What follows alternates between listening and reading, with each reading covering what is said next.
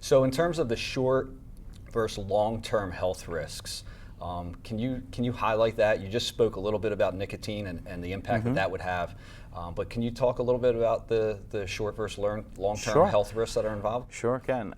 So one major lung disease that we notice that comes out of these devices is caused by a chemical called diacetyl. Diacetyl causes a condition known as popcorn lung. It's a flavor enhancer. It makes something taste more like popcorn or buttery flavor.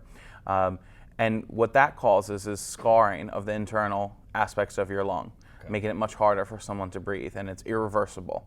We know diacetyl causes this, and we know that diacetyl is in every e-liquid that you can find.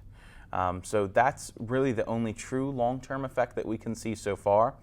Now that vaping has really exploded in the last year and a half, 2 years, we need a solid medical study that shows us the long-term effects of vaping.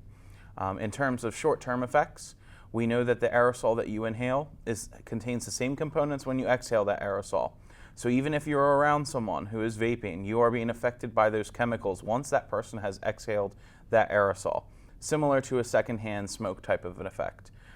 So we know in the short term, it does cause that, as well as exposes people to carcinogenic chemicals. So just a sub-question or follow-up question to that, I'm thinking that use of e-cigarettes or vaping devices inside of, for instance, a car, any of the release of that chemical is going to be in the air? Absolutely, absolutely.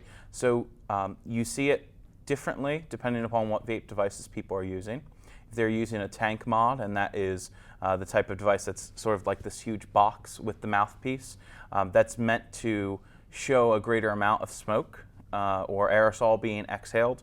If you can see that cloud, if you can smell any of the flavorings or what aerosol is exhaled, you're being affected by that. Just as if you were walking past someone who is smoking a traditional combustible cigarette and you can smell somebody smoking.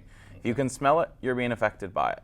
Okay, so it's very similar to secondhand smoke and Absolutely. your normal tobacco products. Yes. Okay. From a professional opinion, why do you think that teens today are really choosing to vape? So about 85% of teens will tell you it's the flavoring aspect. That if you took and eliminated flavors from all different vape or e-cigarette products, that they wouldn't try it. The other 15% would tell you that they're doing it because it's the cool thing to do. Okay. Their friends are doing it. It's sort of a social behavior. And unfortunately, what that causes is once they start using, even after they've used one pod, they can become very quickly addicted to that product. And it depends how much they decide to inhale, how deeply they inhale into their lungs, but how often they are using it, and of course the reoccurrence of that behavior.